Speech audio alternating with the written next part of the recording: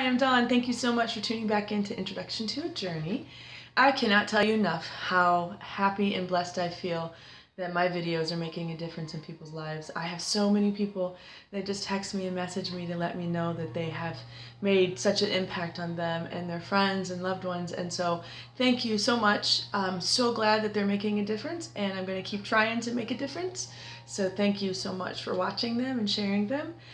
Tonight's video, well, first of all, I wasn't going to do a video because I have a lot going on. I'm actually leaving town tomorrow, but I had a young lady who messaged me and wanted to thank me for some videos that I had made and that they had really helped someone. And I just wanted to tell her thank you, Hope, for inspiring me to make another video tonight because I was going to do it later. So tonight's video I actually put on my social media. I wanted to know some thoughts about maybe upcoming videos and what some people would like to see me talk about. And one of the themes that kind of showed up a few times was how to heal after an emotionally abusive relationship. An emotionally abusive relationship does not just have to be with a boyfriend or girlfriend and significant other in that way. It can be from a parent, it can be from a brother or sister, sometimes it's even from our friends. And so tonight we're going to talk about why people do that, the things that they do to one another, and how to heal from that. So for one of the first things I want to tell you is if you have ever been in an emotionally abusive relationship, first and foremost, I am so sorry because no one ever deserves to be treated like that. And so I am so very sorry because we know why people treat people the way that they do. It has to do with their own insecurities. I know we can all hear that a million times, and we know, I think on the surface that that's true, and we know that hurting people hurt people, but when someone's hurting us, it's a whole different story because we tend to internalize things that people say to us, and we, even if it's not true, eventually begin to believe it. It begins to tear us down. I don't know if you've ever heard of battered women syndrome, but that is one of the things that happens is someone kind of will come in and they will surround you with their own manipulative behavior, their own insecurities. And oftentimes we'll start off with things like, people in the past have abandoned me, whether it's their parents or another person from a relationship, and that you're going to leave me too. And we want to go in and we want to nurture them and we want to help them and we want to lift them up because we want them to be better. And we often fall in love with the potential in people rather than what the person is offering to us at that time. And then over time, their own insecurities start to show up and they become very possessive. They can become very jealous, and then they begin to make you feel like there's something wrong with you, that if you were better, then they wouldn't get angry with you. They often tear you down to the point where you feel like no one else would ever want you, which makes you stay with them. And I feel bad for them because most likely, because of the relationships in their own lives, that's the only way they know how to show love, which is through jealousy and possession, which we know isn't real love. Real love lifts us up, encourages us, supports us no matter what, are excited to hear the events of the day and just to let you be the best person you could possibly be. And so when someone's manipulating you, hurting you, putting you down, saying nasty, awful things to you, that's not love. That's their own hurt coming out that they're projecting onto you. So first thing you have to do is realize that when someone is being nasty and rude and awful, it's not your fault. It's not yours. There is nothing that you've done that could have ever encouraged someone to be so unkind. People are allowed to be disappointed. People are allowed to get frustrated. But when they start to completely attack who you are, they are the ones in the wrong. They are the ones who are hurting on the inside. And instead of dealing with their own issues, they're putting it off on you because it's easier that way. It's easier to put someone else down and to focus all of our negative attention onto somebody else than to look inside and see what needs to be fixed. Because sometimes it's really hard to fix what's inside. But first and foremost though with that is, I need to tell you this and I need this to sink in. We've talked on my videos before about a hula hoop. You got one around you. What's inside of it? You. Nobody else fits inside that hula hoop but you. Which means whoever's hurting you is on the outside of that hula hoop. Whatever is going on with them is theirs. It's not yours. It has nothing to do with you. Anyone that can be cruel and mean regardless of the circumstances, it's their stuff. It's not yours. So the first thing you have to do is not claim it, not take on the stuff that's happening as your stuff. Or that if you were better, if you were prettier, if you were slimmer, if you were kinder, if you made more money, or whatever it is, that they would have stayed or they would have appreciated you. It's their stuff. You can't fix them. They can fix them. You can't fix them. You can give them the tools. You can inspire them to get help, to get therapy, but you cannot fix them and you cannot save them. Only they can do the work to do that. So I think the first thing you have to do is to separate yourself from that. You are not responsible for that person. They are. They are responsible for themselves. 2, when someone's hurting you and saying nasty, awful things to you, try hard not to take it in. And I know that's easier said than done. But focus on the positives about that person. I don't care if it's their smile. I don't care if it's just one teeny tiny thing that you've ever seen in that relationship.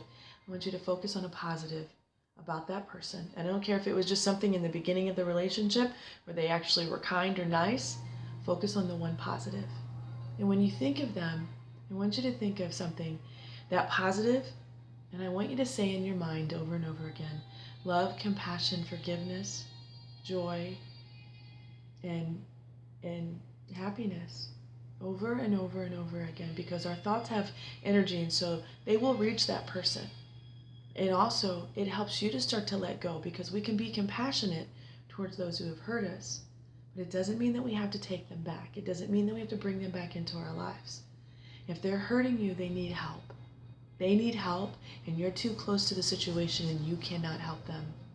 You can help them to find help, or you can encourage someone else to get them help, but you can't help them. But you go back again to, this is not yours. They're lashing out at you because of their own insecurities. They're jealous because maybe they don't feel like they deserved you in the first place. And now if they can beat you down enough, they can keep you from ever leaving. If they're jealous, if they make fun of you, they're insecure about how they look, or maybe their weight.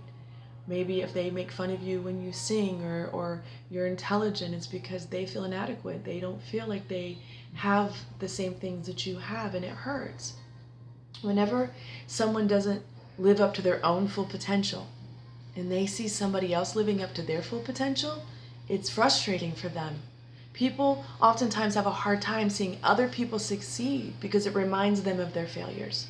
It reminds them that they've chosen not to do anything with their lives, or not to go further in their careers, or further in their life or their dream. And there you are.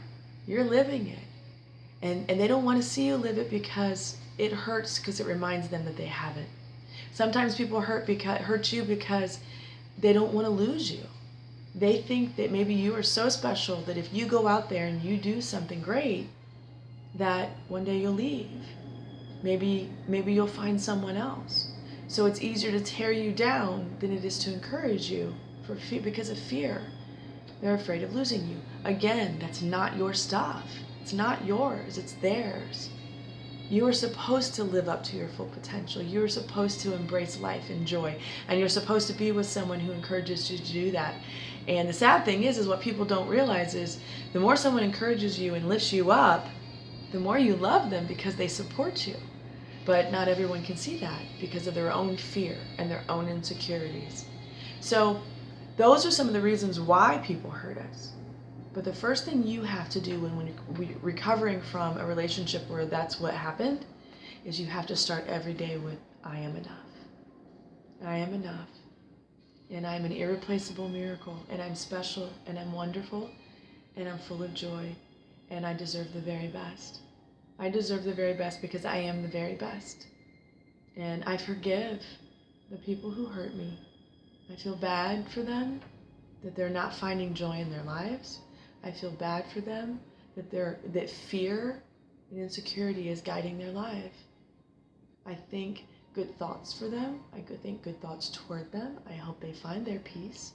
I hope they find their joy. And I let them go. I let them go to find their peace and their joy. And by forgiving those people, we're able to disconnect them from us. It's when we hold on to what they did to us that it can destroy us. Remember, We only have this present moment. We are in the here and the now. Everything that's happened to you was in the past. It's over. It's done. It's behind us. The only thing that keeps the past alive is you.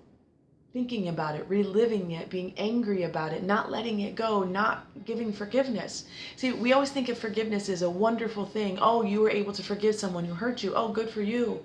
No, actually, forgiveness is all about you. It's for you. It's not for them. It's for you. Because in that forgiveness, you get to let go.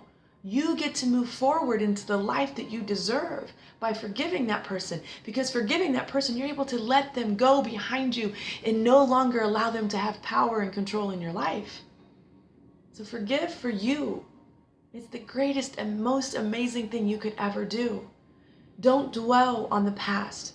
Memories have to be rebuilt in the brain over and over and over again. And every time you have memories of them hurting you, you are creating that memory again and again. You are creating the memory which creates the emotion, which creates the peptide that gives you the feeling of being hurt and being a victim and being sad.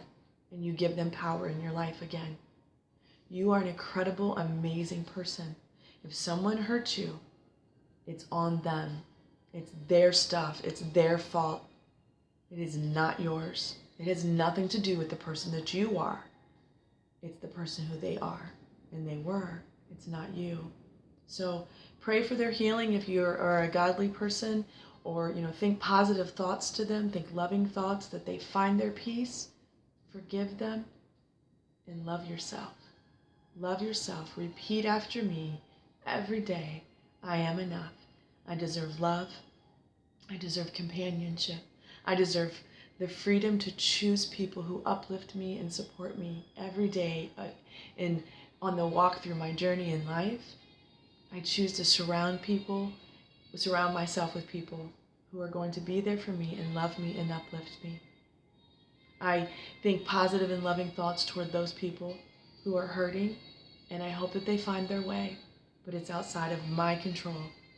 I can love them from afar. I don't have to have them in my life. I can love them from afar and think good thoughts to them, but it is not my responsibility to heal them. It is theirs. So I hope that this has helped. I hope that this encourages you to let go, to find the forgiveness so that you can move on with your life. It is over. It's in the past. If these people are still present in your life, I hope that you will begin practicing the positive thoughts to them and the positive thoughts and affirmations for yourself. Telling yourself every day that I get stronger and stronger, and I have the ability to leave and to find the freedom that I deserve and the love that I deserve, and that the opportunities are coming to me every day. They're flowing to me. Even when I cannot see them, they're here. They're coming every day, and I'm going to find the life that I deserve, and I will live the joy that I deserve. So remember that you are worth everything. You're priceless. You're amazing, and you deserve love and kindness. Let go. Cut the cord. Move out of toxic relationships. Quit rebuilding the old memories. It's time to start the new ones. It's time to start the positive. Get addicted to feeling good. Get addicted to feeling positive and happy. And that starts with waking up every day and thinking positive thoughts. So bless you. You are amazing. You are gorgeous, beautiful, stunning, fabulous. And I feel so blessed that you've shared this with me. I hope you have an amazing evening, and I look forward to hearing from you and talking with you soon. Take care.